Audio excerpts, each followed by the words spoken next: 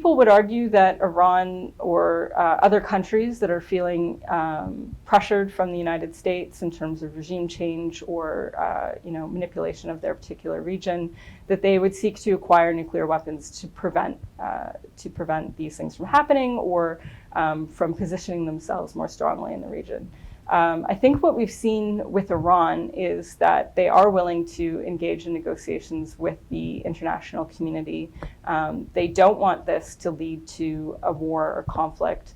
I think that the Iran deal that was struck offered a way for Iran to develop nuclear technology in accordance with the Non-Proliferation Treaty without developing weapons. Hopefully the rest of the international community that has negotiated that deal with Iran will be able to keep that going. And I think it really shows the importance of international law and making agreements that we can hold countries to account to.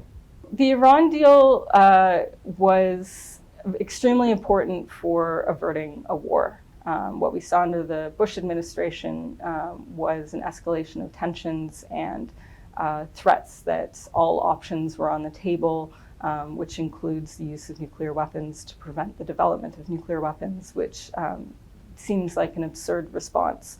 And the Iran deal walked us back from those tensions. And they offered Iran the opportunity to develop its nuclear energy capacity without developing nuclear weapons, and to also have the International Atomic Energy Agency doing inspections, verifying that Iran was complying with the deal. So in that sense, it was an important agreement that was reached by the international partners.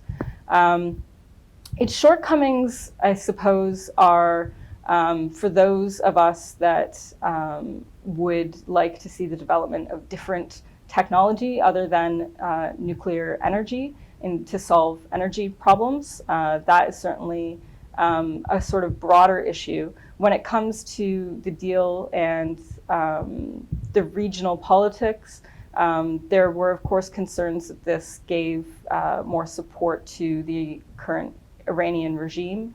But I think it's a difficult zone to talk about domestic politics when we're talking about preventing a regional war and even the use of nuclear weapons. So I think the priority for many of us approaching that issue at that time and now, of course, is the same. It's preventing war, conflict, and deaths of civilians.